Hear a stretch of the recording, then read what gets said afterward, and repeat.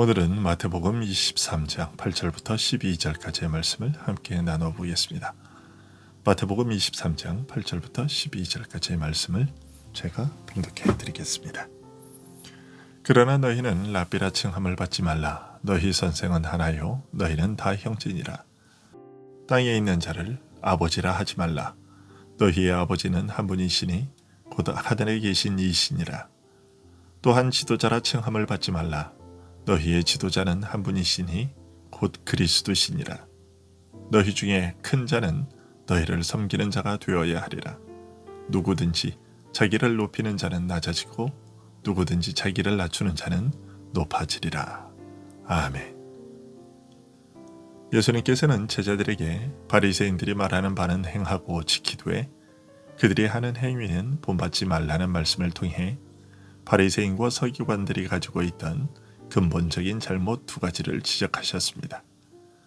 첫째는 율법을 짐스러운 것으로 만든 것이고, 둘째는 율법을 지키고자 하는 동기와 자세였습니다. 그들은 하나님을 의식하고서 율법을 지키려 했던 것이 아니라 사람들에게 보이기 위해 율법을 행한다는 것이었습니다.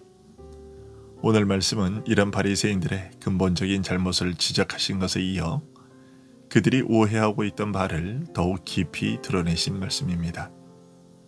먼저 주님은 제자들에게 너희는 랍비라 칭함을 받지 말라고 하셨습니다.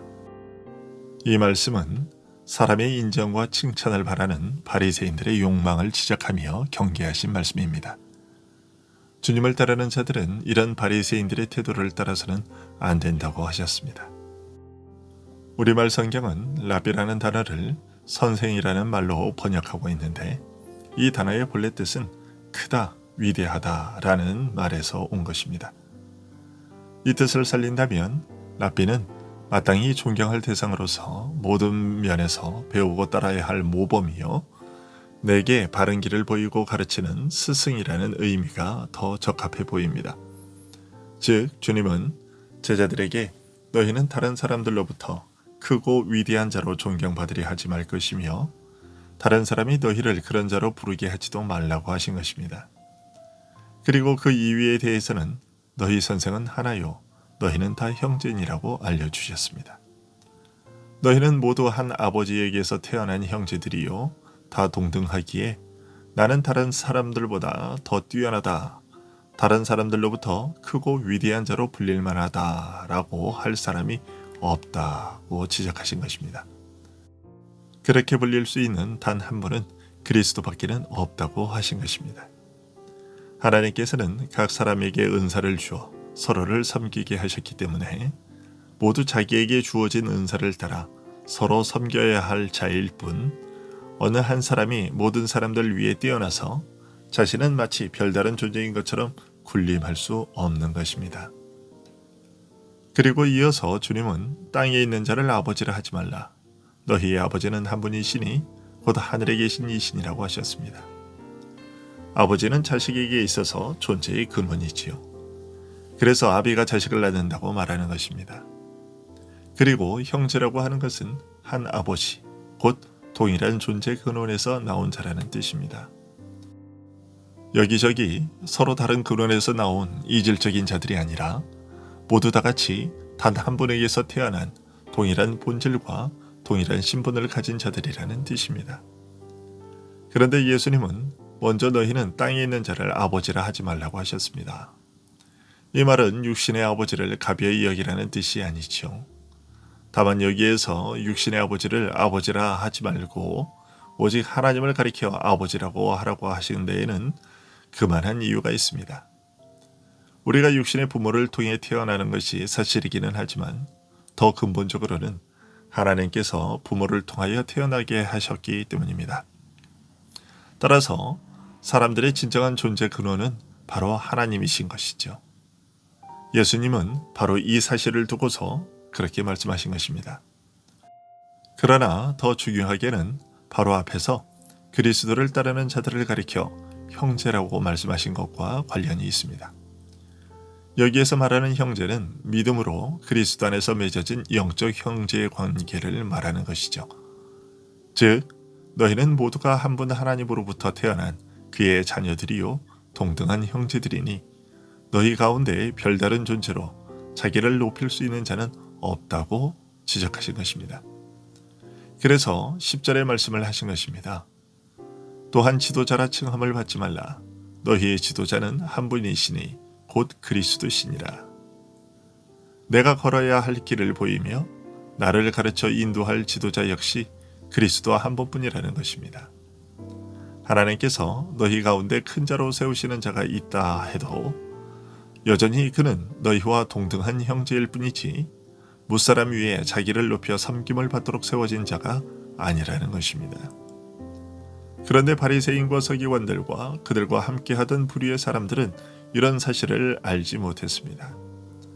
아무리 가르치는 자로 훈련받고 연구하고 자신을 연단했다 하더라도 인간으로서 피할 수 없는 무지와 한계가 있는 법이며 부족한 것이 있는 법인데 바리새인들과 서기관들은 자신들을 완전한 자인 줄로 알았고 그런 면에서 그들은 남들을 가르치는 일에 합당치 않은 자들이었습니다.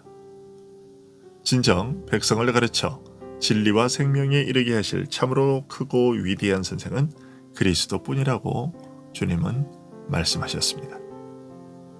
하지만 이런 말씀을 들을 때 한 가지 기억하고 조심해야 할 것이 있습니다. 이런 말씀은 그리스도께서 성령으로 우리를 가르치시는 은혜가 있다는 사실을 알려주며 항상 성령으로 우리를 가르치시는 그 은혜를 사모하고 의지하며 간구해야 한다는 사실입니다. 그런데 이런 말씀이 간혹 사람들에게 엉뚱한 오해와 부작용을 초래하기도 합니다. 이 말씀의 본래 뜻은 성령의 가르침을 사모하고 구하라는 것인데 실제로는 자신의 어줍지 않은 깨달음과 지식을 자랑하고 내세우며 주장하는 구실로 사용되기도 합니다. 하나님께서 교회에 세우신 선생이 인간으로서 갖는 한계를 말한다고 해서 이것이 누구든지 자기 스스로 깨달으며 이렇게 혼자 스스로 깨달은 것만이 옳다고 맹신하라는 말은 아닌 것입니다. 선생도 부족한 인간이니 그런 연약함을 기억하라고 하신 말씀인데 이것을 엉뚱하게 오해하여 자기를 높이고 선생을 가벼이 여기며 멸시한다면 참으로 어리석은 자라고 하지 않을 수 없습니다. 목회자나 교사만 성경 해석을 독점하는 것은 아닙니다. 성령의 가르침으로 말씀을 깨닫는 은혜는 모든 사람에게 장려해야 하는 일이지 결코 소수만 독점할 일이 아닙니다. 하지만 그렇다고 해서 이 말씀이 선생을 무시하고 이제는 나 스스로 깨달아야겠다는 또 다른 미련함과 교만을 가르치는 빌미가 되었어도 안 됩니다. 하나님께서 선생으로 세우신 자도 부족하다고 하셨으니 그렇지 못한 자기 자신에 대해서는 더욱 조심해야 하는 것이죠. 나중에 베드로 사도는 이런 일을 경계시키며 그 중에 알기 어려운 것이 더러 있으니 무식한 자들과 굳세지 못한 자들이 다른 성경과 같이 그것도 억지로 풀다가 스스로 멸망에 이르니라고 했습니다. 주님께서 선생은 오직 하나라고 하시고 친히 성령으로 가르치실 일에 대해 말씀하신 것은 가르치는 자나 듣고 배우는 자가 다 같이 연약한 자이며 무지한 자라는 사실을 깨우치기 위한 것이었으며 무엇보다 하나님의 말씀을 깨닫는 일에 스스로 삼가고 오직 성령을 의지할 것을 가르치시기 위해서였습니다. 성경을 이해하는 일에 있어서는 궁극적으로 오직 하나님을 의지할 것이요 하나님의 말씀 앞에 겸허해야 할 것을 가르치신 것입니다. 가르치는 자나 배우는 자나 하나님의 뜻을 깨닫는 일에 있어서 다 같이 하나님만을 바라보아야 할 이유는 진리를 깨닫는 것은 인간의 일이 아니라 결국은 하나님께서 각 사람으로 하여금 깨닫게 해주시는 일이기 때문입니다. 선생의 연약함과 한계를 말할 때 오해하는 것에는 이런 사실 외에 또 한 가지가 더 있습니다. 선생도 무지와 연약에 쌓여 한계가 있는 자라면 자기도 도달하지 못하고 행하지도 못하는 것을 애써 가르치며 다른 사람에게 강요할 필요가 있겠느냐는 것입니다. 이런 생각을 하는 사람들이 기억해야 할 것이 있습니다.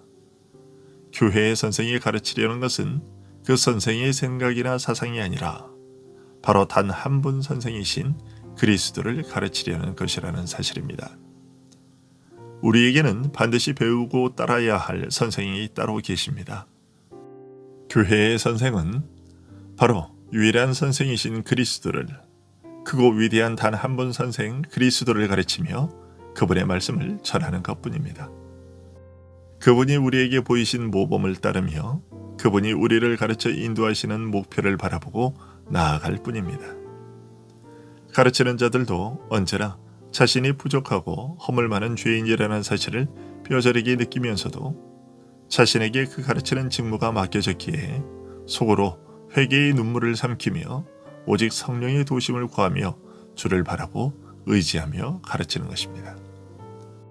이런 사실을 우리 모두가 명심하고 가르치는 자는 겸손한 마음으로 우리의 오직 유일한 선생이신 그리스도를 가르쳐 전하고, 배우는 자는 비록 부족하고 연약함이 있더라도 주께서 저 사람을 교회를 바로 세우기 위한 교사로 세우셨으니 그를 존경하고 따르며 그가 전하는 그리스도에 대한 가르침을 마음에 잘 새겨야 할 것입니다.